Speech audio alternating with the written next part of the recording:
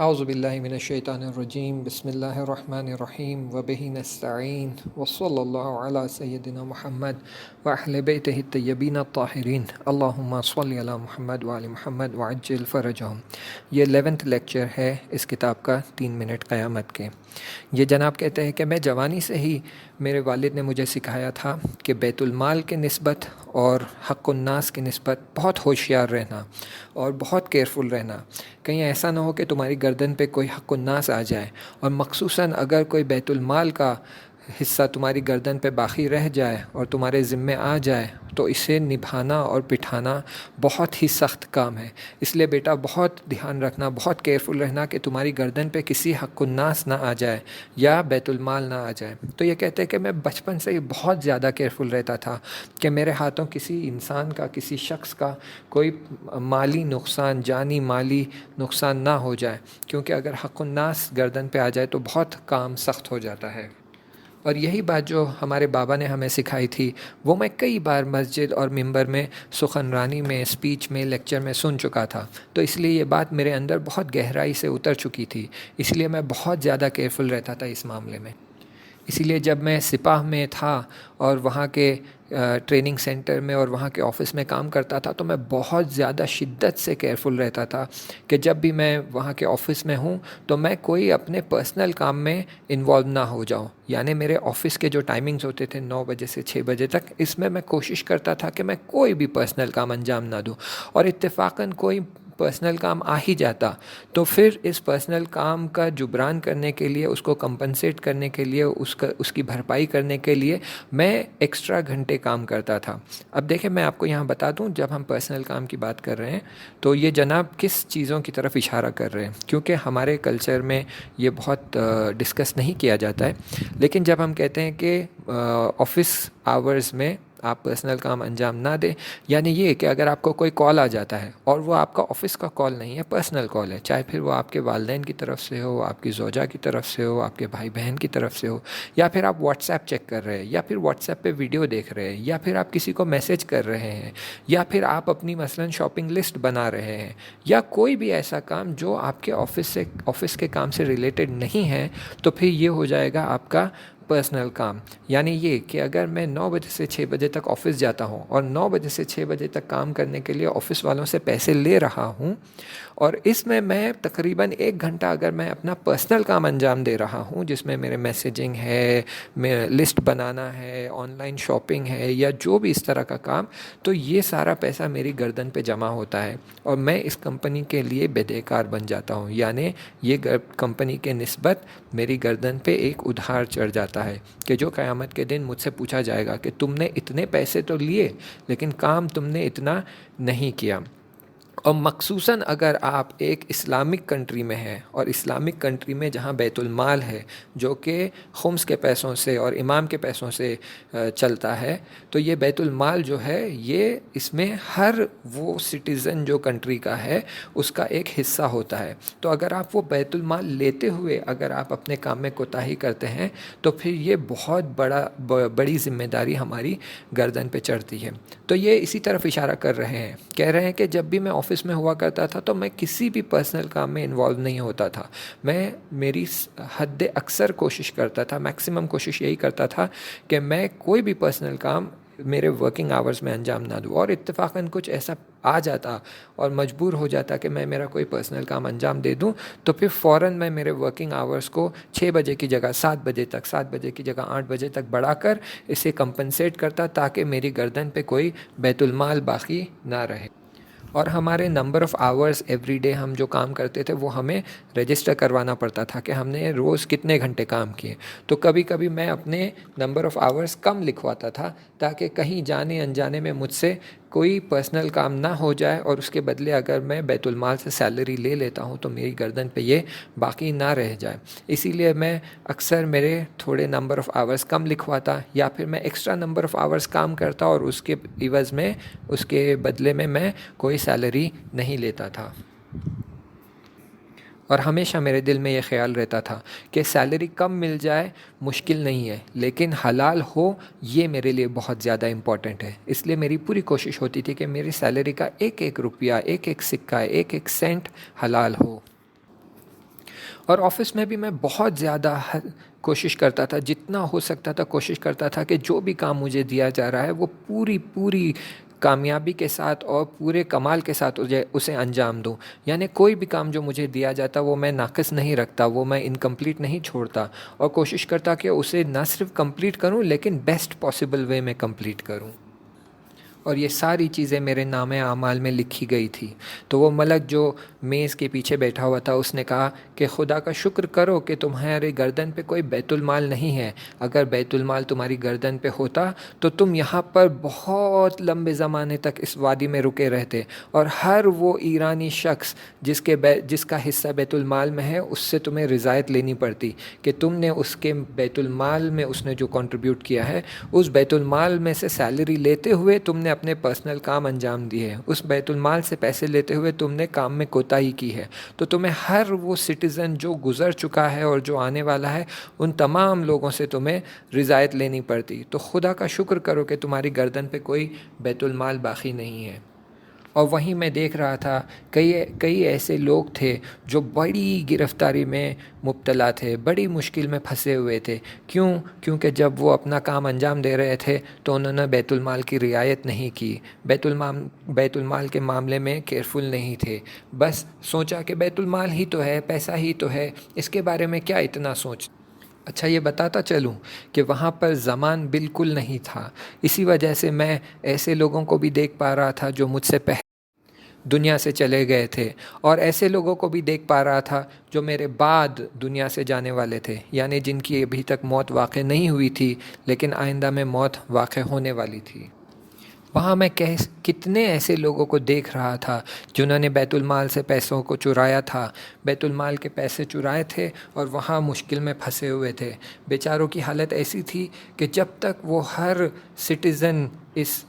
Country کے جو تھے ان سے حلالیت اور معافی نہیں مانگتے وہ آگے نہیں بڑھ سکتے. بلکہ ان کی حالت ایسی تھی کہ حتیٰ وہ لوگ جو آئندہ میں آنے والے تھے، جو ابھی تک دنیا میں پیدا بھی نہیں ہوئے تھے، وہ جو آنے والے تھے ان کے لیے بھی انہیں منتظر رہنا پڑے گا کہ وہ آئیں اور انہیں حلال کرے اور انہیں معاف کرے تو پھر یہ آگے بڑھ سکے. دیکھیں بیت المال کا معاملہ اتنا سنگین اور اتنا شدید ہے، اس لیے اس معاملے میں بہت شدت سے رعایت کرنا ضروری ہے.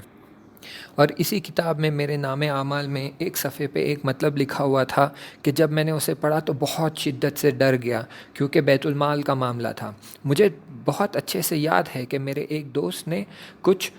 شہداء کی کتابیں جو ہے یہ جم کر کے ہمارے سیکشن میں لے کر آیا تھا. یعنی ہمارا جو آفس تھا اس کے الگ الگ سیکشنز تھے، الگ الگ سینٹرز تھے. کچھ سینٹرز شہر کے اس طرف تھے اور کچھ سینٹرز شہر کے اس طرف تھے. تو یہ شخص شہداء کے کتابیں جمع کر یہ ہمارے سینٹر لے کر آیا تھا، اور انہوں نے کہا تھا کہ اسے یہاں رہنے دو، یہاں پر لوگ آتے ہیں جاتے ہیں کام کرتے ہیں، کبھی ان کے پاس فری وقت ہے یا بیٹھ کے لنچ کر رہے ہیں تو کبھی نہ کبھی ایک آدھ کتاب اٹھائیں گے، ایک آدھ صفحہ پڑھیں گے، ایک آدھ پیج پڑھ لیں گے تو ان کا کچھ نہ کچھ فائدہ ہو جائے گا، تو ان کتابوں کو یہاں رہنے دو.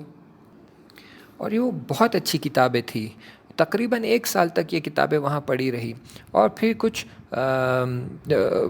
وہاں پر سولجرز آئے، افسر آئے، انہوں نے ان کتابوں کو پڑھا، اس سے فائدہ اٹھایا. پھر یہ کتابیں ایسی ہی پڑھی تھی اور بہت مدت تک کوئی انہیں پڑھ نہیں رہا تھا، کوئی ان کا استفادہ نہیں کر رہا تھا. اور ایک مدت کے بعد میں اس سینٹر سے دوسرے سینٹر پر شفٹ ہو گیا، مجھے وہاں ٹرانسفر کر دیا گیا. تو جب میں جا رہا تھا تو میں نے سوچا کہ یہ کتابیں تقریباً 1 سال سے یہاں پڑھی ہے اور جتنے لوگ یہاں پر ہیں تقریباً ان سب نے یہ کتابوں کو پڑھ لیا ہے، تو کیوں نہ میں یہ کتابیں وہ دوسری سینٹر میں لے جاؤں تاکہ وہاں پر بھی کچھ لوگ انہیں پڑھیں اور اس سے فائدہ اٹھا سکیں. پھر کچھ مدت کے بعد، کچھ ٹائم کے بعد میں نے دیکھا کہ دوسرے سینٹر میں بھی اس کتابوں کا زیادہ استعمال نہیں ہو رہا تھا، کیونکہ وہاں لوگ اور زیادہ مشغول تھے اور ان کے پاس فری ٹائم بہت کم تھا. تو پھر میں یہ کتابیں واپس پرانے سینٹر پر لے کر آ کر رکھ دیا. اور جب میں نے یہ ماجرا اپنی کتاب میں دیکھا تو وہ جو ملک میز کے پیچھے بیٹھا تھا اس نے اس ماجرے کی طرف اشارہ کرتے ہوئے کہا کہ یہ کتابیں بیت المال تھے اور تم نے اور وہ اس خاص سینٹر کے لیے لائی گئی تھی، اور تم نے اجازت کے بغیر ان کتابوں کو اس سینٹر سے لے کر دوسرے سینٹر میں رکھ دیا تھا. یہ بیت المال میں خیانت ہے، تم نے کس کی اجازت سے یہ کام انجام دیا؟ اور اگر یہ کتابیں تم وہاں رکھ دیتے وہ دوسرے سینٹر میں اور واپس نہیں لے کر آتے تو اس پہلے والے سینٹر میں جتنے سولجرز اور جتنے افسر آتے تا ابد ان سب سے تمہیں حلالیت طلب کرنی ہوتی، معافی مانگنی ہوتی کہ ان کے حصے کا بیت المال، ان کے حصے کے کتابوں کو تم نے وہاں سے اٹھا کر دوسرے سینٹر میں رکھ دیا اور کسی سے اجازت بھی نہیں لی۔ میں بہت ڈر گیا تھا۔ خدا کا شکر کہ کسی بہانے یہ خیال میرے ذہن میں آیا اور میں نے یہ کتابوں کو میرے پرانے سینٹر میں رکھ دیا تھا، ورنہ میں تا ابد یہیں رہ جاتا اور ان لوگوں سے معافی مانگنے میں جٹ جاتا۔ اور اوپر سے میں تو یہ سوچ رہا تھا کہ میں کوئی اچھا اور نیک کام انجام دے رہا ہوں، کیونکہ یہاں کے لوگوں نے کتابیں پڑھ لی ہے تو اب دوسری جگہ لے جاتا ہوں تاکہ وہاں پر لوگ پڑھیں اور اس سے فائدہ اٹھا سکے۔ لیکن اس نیک خیال کے پیچھے مجھے اس بات کا بھی خیال رکھنا ہے کہ یہ بیت المال ہے اور بیت المال کو یہاں سے وہاں کرنے کے لیے میرے پاس اجازت نہیں ہے۔ بغیر اجازت کے یہ کام کرنا یعنی اپنی گردن پر آفت مول لینا ہے۔ تو عزیزان، میں یہاں بتاتا چلوں ایک نکتہ صرف اضافے کہ ہم کبھی مسجد میں جاتے ہیں، کبھی حرم میں جاتے ہیں، کبھی کہیں اور جاتے ہیں، تو یہ ہماری گردن پہ یہ بیت المال کا خیال رہنا چاہیے کہ کہیں ایسا نہ ہو کہ ہم کوئی چیز وہاں پر کسی طرح کا نقصان پہنچا دے، مہر توڑ دے، یا ہمارے بچے کھیلتے کھیلتے کتاب کے پیجز پھاڑ دے، یا پھر کوئی ایسی چیز کہ ہم نے ایک حرم سے اٹھائی اور دوسرے حرم میں رکھ دی۔ یہ ساری مشکلات اور یہ ساری باتوں کا خیال رکھیں، کیونکہ پھر یہ بیت المال حساب ہوتا ہے۔ تبھی میں نے وہاں پر اپنے ایک دوست کو دیکھا جو بہت ہی با اخلاص اور نیک اور بہت اچھا شخص تھا، واقعاً بہت اچھا انسان تھا، اور اس نے اپنے سردار سے کچھ بڑی اماؤنٹ لی تھی، اور یہ اماؤنٹ سے اسے اپنے سینٹر کے لیے بہت ساری چیزیں خریدنی تھی، اسٹیشنری آئٹمز اور دوسرے آئٹمز خریدنے تھے۔ لیکن بجائے اس کے کہ یہ پیسہ یہ اپنے سینٹر کے تجوری میں رکھے، یہ اپنی جیب میں رکھ کر گھر چلا گیا تھا۔ سوچا کہ اگلے دن آفس آتے آتے راستے میں رک کر یہ ساری اسٹیشنری اور یہ نیسیسری آئٹمز جو ہے وہ خرید کر آ جائے گا اور دفتر میں رکھ دے گا۔ لیکن صبح وہ خریداری کرنے سے پہلے ہی اس کا ایکسیڈنٹ ہو گیا اور وہ اس دنیا سے چلا گیا۔ اور جب اس کے فیملی کو اس کے جیب سے پیسے ملے تو ان لوگوں کو لگا کہ یہ پیسے اس کے پرسنل پیسے ہیں، اور اس فیملی نے یہ پیسے کو استعمال کر لیا اور اپنے ضروریات پر خرچ کر لیا۔ تو یہ دوست کو میں نے دیکھا کہ بڑی مشکل میں اور بڑی مصیبت میں پھنسا ہوا ہے۔ یہ دوڑا دوڑا میرے پاس آیا، میرے ہاتھ پاؤں گڑ گڑا کر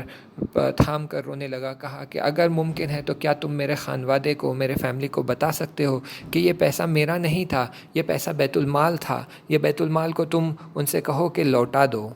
تاکہ میری جان کو یہاں پر نجات ملے، تاکہ میری جان کو یہاں بخشش مل سکے۔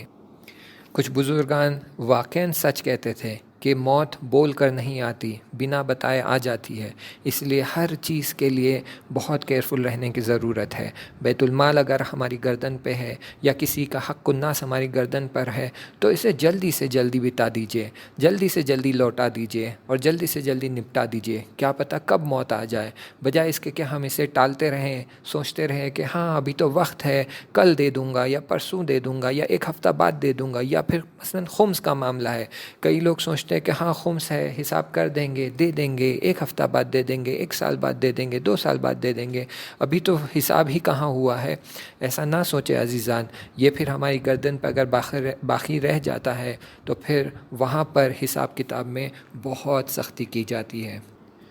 ایک رسول خدا صلی اللہ علیہ وآلہ وسلم کا معروف واقعہ ہے کہ جب وہ سرزمین خیبر سے حرکت کر رہے تھے تب ناگہان اچانک ایک تیر آ کر ان کے اصحاب کو لگتی، ان کے صحابی کو لگتی ہے اور وہ وہاں شہید ہو جاتے ہیں۔ تمام اصحاب کہتے ہیں کہ انشاءاللہ ان پر جنت واجب ہو، یہ شہید ہو چکے ہیں، انشاءاللہ یہ جنت میں جائیں گے۔ تبھی یہ بات پیغمبر کو بتائی جاتی ہے کہ ان کے صحابی کو تیر لگی ہے اور وہ شہید ہو گئے ہیں اور انشاءاللہ وہ جنت میں چلے گئے ہیں۔ تو رسول خدا خبر دیتے ہیں کہ نہیں، وہ جنت میں نہیں گئے ہیں، کیونکہ انہوں نے جو آرمی کا لباس لے کر آرمر پہنا تھا وہ بیت المال کا آرمر تھا، اور انہوں نے کسی سے اجازت لیے بنا اسے استعمال کیا ہے۔ تو اب وہ وہاں پر برزخ میں منتظر رہیں گے جب تک کہ وہ ہم سب سے اجازت اور حلالیت نہیں لیں گے، تب تک وہ آگے نہیں بڑھ پائیں گے۔ تبھی ایک دوسرا سپاہی اٹھ کھڑا ہوتا ہے اور کہتا ہے کہ مولا، میں نے تو بیت المال سے ایک میرے جوتوں کی ڈوری لی ہے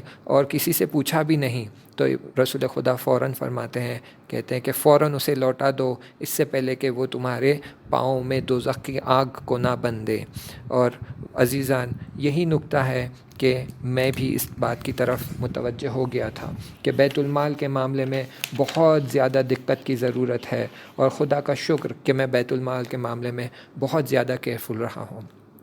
انشاءاللہ آگے کا مطلب اگلے چیپٹر میں۔ تب تک کے لیے التماس دعا، خدا حافظ۔